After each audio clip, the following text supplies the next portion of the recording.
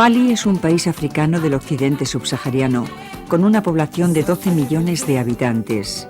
El 65% de su superficie, 3 veces mayor que la de España, está en la cola del desierto del Sáhara.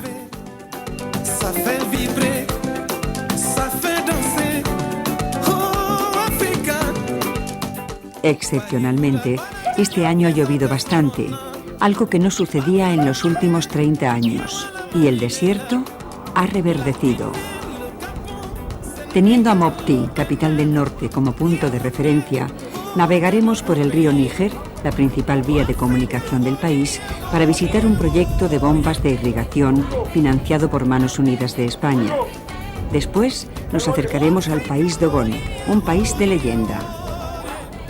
80% de la población maliana agrícola. El 80% de la población vive de la agricultura basada en los cultivos de arroz, maíz, judías y cacahuetes.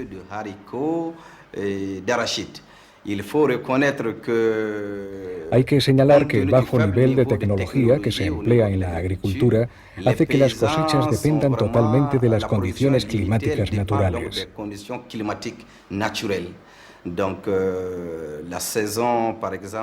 La temporada 2001-2002 fue catastrófica, pero las abundantes lluvias de este año prometen una gran cosecha de cereales.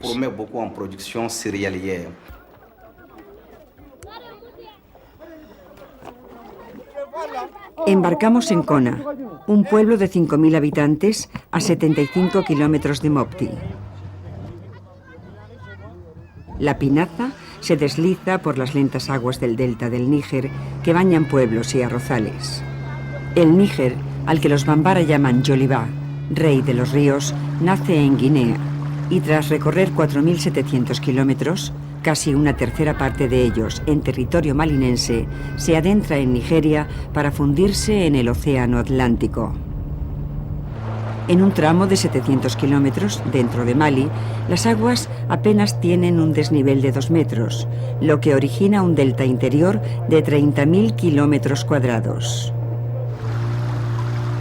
Navegamos por el delta, donde se está llevando a cabo un proyecto de producción de arroz dirigido por el ingeniero suizo Romain Imboden y financiado por Manos Unidas de España y la Congregación de Ursulinas de Jesús. El proyecto consiste básicamente en la instalación de bombas de riego en el río para que los campesinos puedan cultivar arroz y la gente no se muera de hambre. 24 pueblos y más de 20.000 personas se están beneficiando del proyecto de desarrollo sostenible que en una segunda fase beneficiará a otras 80.000 personas. Las tierras de cultivo son propiedad de la comunidad, pero cada familia dispone de 1/4 de hectárea que produce 4 toneladas de arroz, suficientes para que una familia tenga comida todo el año.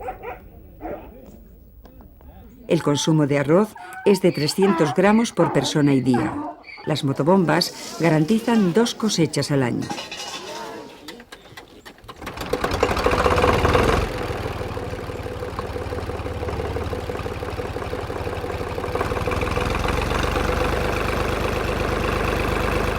Gracias al proyecto, 200 hectáreas de terreno, que antes estaban sin cultivar, van a producir este año 3.200 toneladas de arroz. El proyecto provee de motobombas a los campesinos con una doble fórmula: venta al precio de 2.000 euros cada una, la mitad de lo que valen en el mercado, o alquiler por 260 euros al mes.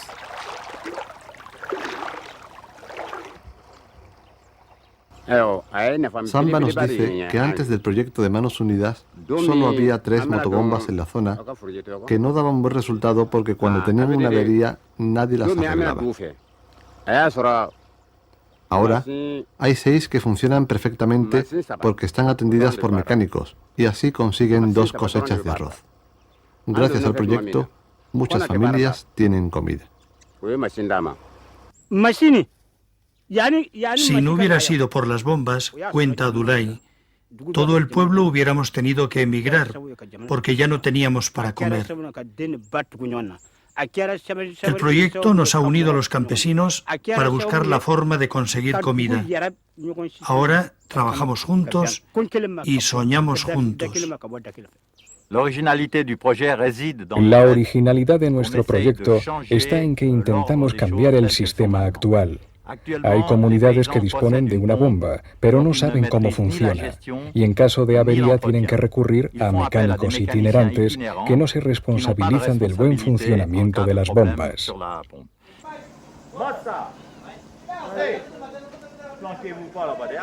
El proyecto cuenta con personal debidamente preparado que garantiza el buen funcionamiento de las motobombas y además da muchas facilidades a los campesinos que no pagan el alquiler de la bomba ni al personal de mantenimiento hasta que no se recoge la cosecha.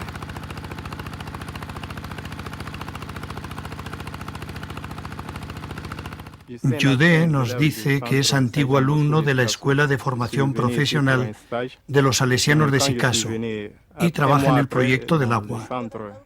Está sustituyendo a un compañero enfermo y después volverá al taller de Sebaré.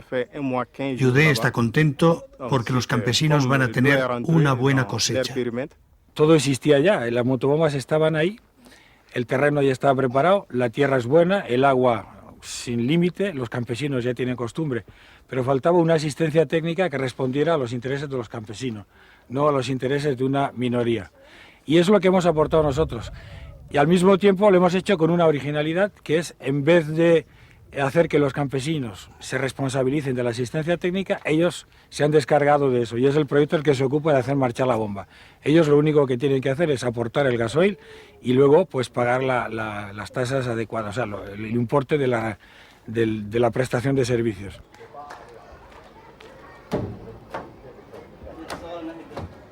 El proyecto dispone de un taller móvil que se desplaza al lugar donde se produce la avería y si esta es muy gorda y requiere el traslado al taller de Sebaré, se sustituye por otra nueva para que no se interrumpa el riego y se malogren las siembras.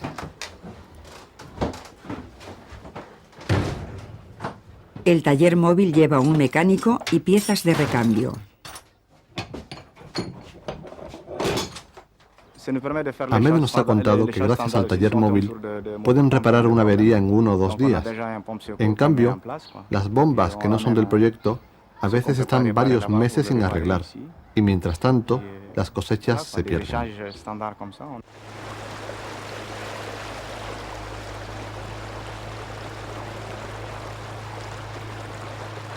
Kotaka es uno de los pueblos que participa en el proyecto de Manos Unidas. Sus habitantes son bozos, etnia tradicionalmente dedicada a la pesca.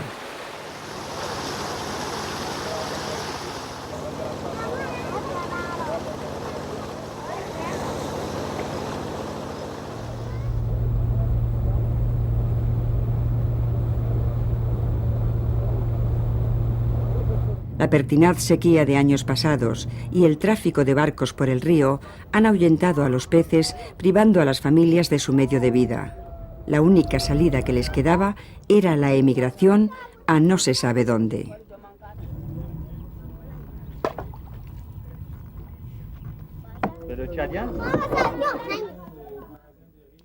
El proyecto les ha abierto una puerta de salida hacia el futuro y han decidido convertirse en campesinos. Se han organizado para conseguir tierras de cultivo y esperan impacientes la primera cosecha.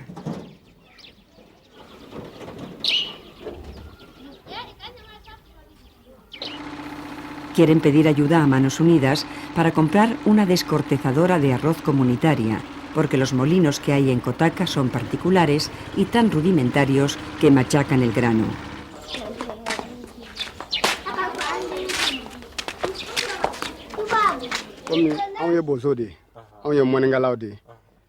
Desde nuestros antepasados, los bozos, nos hemos dedicado a la pesca, pero últimamente hay muy poca y pasamos hambre. Vemos que los que siembran arroz tienen comida y por eso acudimos al proyecto, a pedir ayuda porque nosotros no sabíamos cultivar arroz y ahora, cosechando arroz, esperamos que cambie nuestra vida.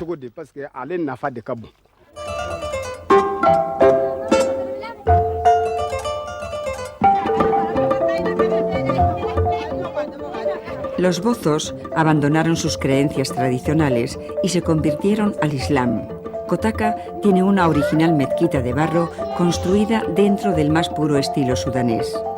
Manos Unidas, al igual que los misioneros, no hace distinción de etnias, razas o credos a la hora de ayudar a los más necesitados.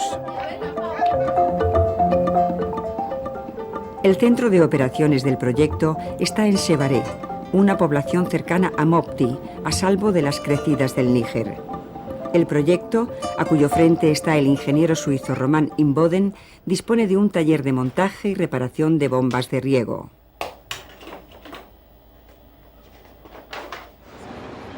La maquinaria del taller y una buena parte de los repuestos proceden de Suiza. Los motores de las bombas son chinos porque, según el ingeniero, tienen una tecnología muy sencilla y son más baratos que los europeos. Para abaratar los costos, porque las piezas de repuesto que se encuentran en el país son de importación y además de caras escasean, el ingeniero compra motores usados en Suiza que transporta en camiones de segunda mano. En el taller se ensamblan los componentes de las bombas, se reparan los motores y se fabrican piezas que en el mercado nacional o no se encuentran o costarían 3 veces más. Normalmente los talleres solo son de montaje. En cambio, nosotros fabricamos las piezas, y esto es algo que nadie hace en esta parte de Mali.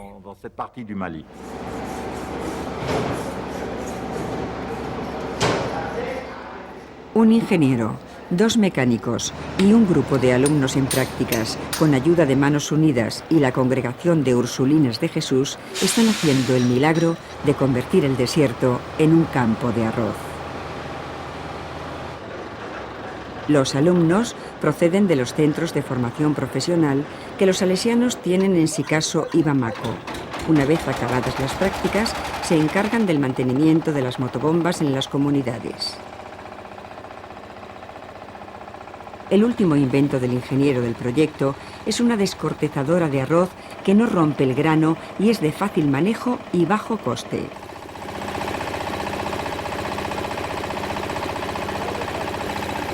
La motobomba es el agua y el agua es el arroz y el arroz es lo que les permite vivir.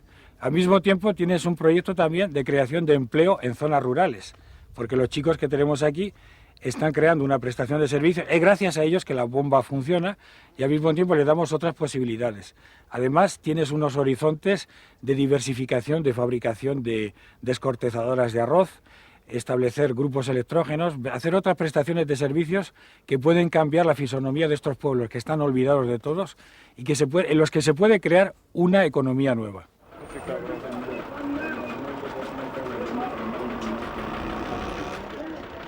El proyecto está abriendo horizontes de futuro a los jóvenes. Un ejemplo es Oumar, un joven dogón que colabora en el proyecto. Aprovechando sus conocimientos, Oumar ha improvisado un taller de cerrajería en la puerta de su casa. Tiene 5 aprendices con él y además de enseñarles el oficio, su familia les da la comida.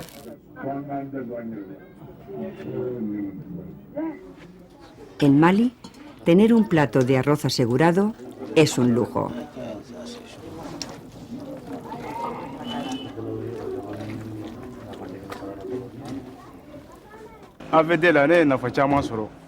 Oumar nos dice que está muy agradecido al proyecto porque le ha enseñado un oficio para ganarse la vida. Así no tendrá que emigrar como han tenido que hacer muchos jóvenes de su país.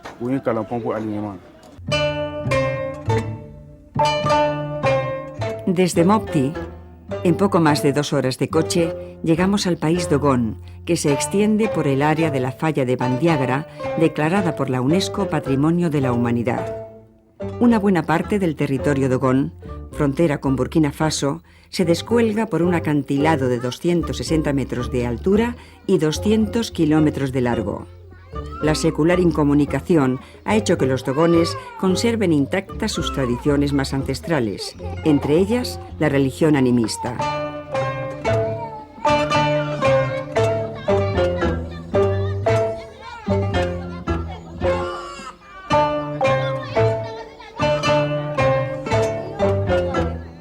Los dogones vinieron hace 600 años del país Mandinga, la actual Guinea, asentándose en la falla de Bandiagara, habitada por los Telem.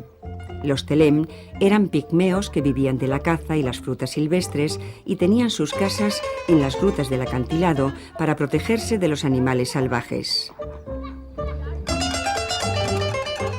Los dogones, tradicionalmente dedicados a la agricultura, deforestaron los valles para cultivar las tierras y los pigmeos abandonaron el lugar.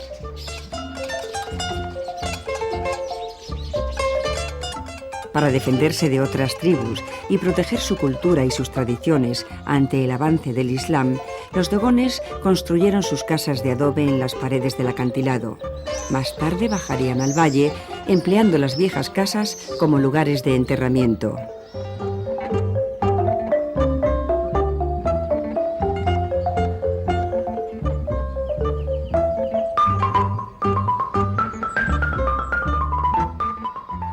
Todavía se conserva la primitiva Casa del Espíritu, donde se hacían sacrificios de animales para conseguir la protección de Amán.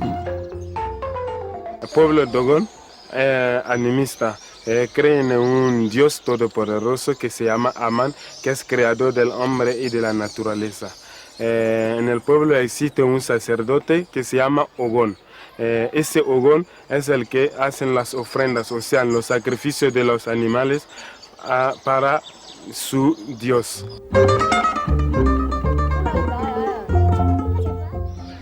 El pueblo Dogon es el prototipo de la pobreza extrema de un país en el que 2/3 partes de sus habitantes viven por debajo del umbral de la pobreza. El hambre está causando estragos, sobre todo entre los niños. La mortalidad infantil es muy alta. No hay médicos y aunque los hubiera, las familias no podrían pagar sus servicios ni comprar medicamentos. El turismo les sirve para poco más que saber que fuera del acantilado existen otras gentes y otros mundos.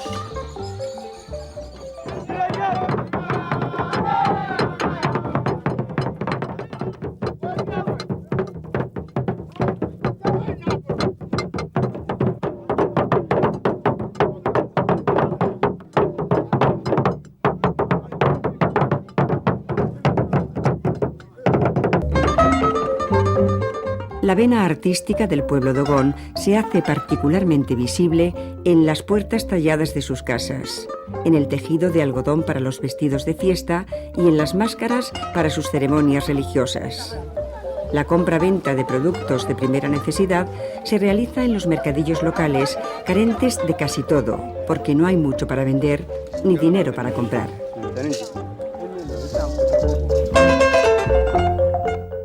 Salimos del acantilado y en la meseta del Sahel, todavía en territorio Dogon, nos detenemos en el pueblo de Djibombo. Aquí las construcciones combinan la piedra y el barro, que es más caliente en invierno y conserva mejor el grano. En Djibombo conviven las 3 principales religiones del país: creencias tradicionales africanas, islam y cristianismo. El 65% de los malinenses son musulmanes, el 33% animistas y de otras religiones y el 2% cristianos. En Mopti descubrimos un grupo de 22 mujeres enfermas de fístula vaginal, una enfermedad que produce incontinencia urinaria y de heces. Por sus características, la enfermedad provoca el rechazo de la familia y la sociedad. Estas mujeres han venido de distintos pueblos de la región para operarse en el hospital de Mopti, pero como no hay camas, hacen su vida en los patios del hospital. Algunas vivirán durante meses en estas condiciones. Y como tampoco tienen para alimentarse, porque el hospital no da comida, la ONG local Delta Servi ha venido en su ayuda dándoles comida y ocupación. Cuando vienen a operarse tienen un tiempo de preoperatorio y no disponen de medios para su alimentación, ni siquiera para una colaboración económica.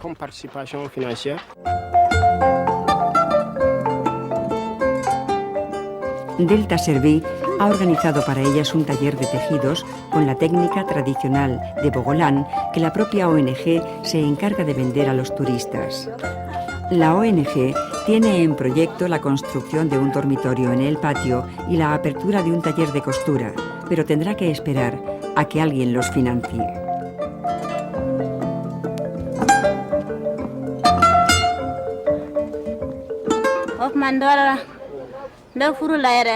Kubali nos dice que vive en una comunidad del interior y lleva 7 meses en el hospital, sin que nadie de su familia haya venido a verla, ni siquiera su marido, que se ha buscado otra mujer.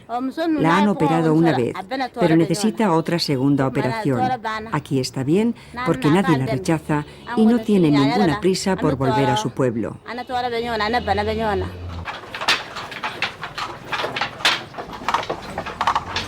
La falta de cirujanos hace que las operaciones de fístula se demoren y haya que esperar a que vengan doctores de Médicos Mundi a realizarlas. La ONG cubre los gastos que conlleva la operación. Las mujeres temen la vuelta a sus comunidades porque tendrán que afrontar un nada fácil proceso de reinserción familiar y social.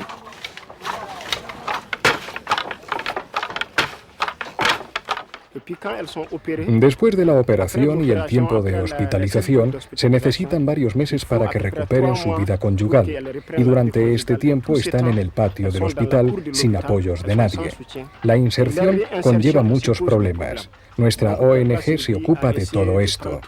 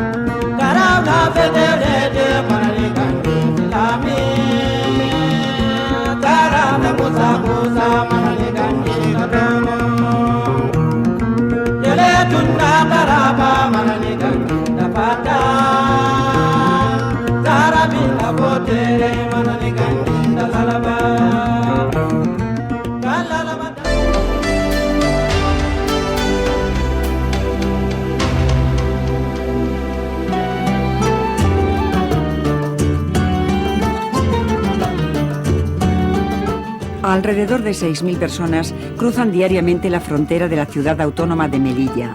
Este aluvión de inmigrantes cuenta con el apoyo de los voluntarios y trabajadores de Melilla Acoge.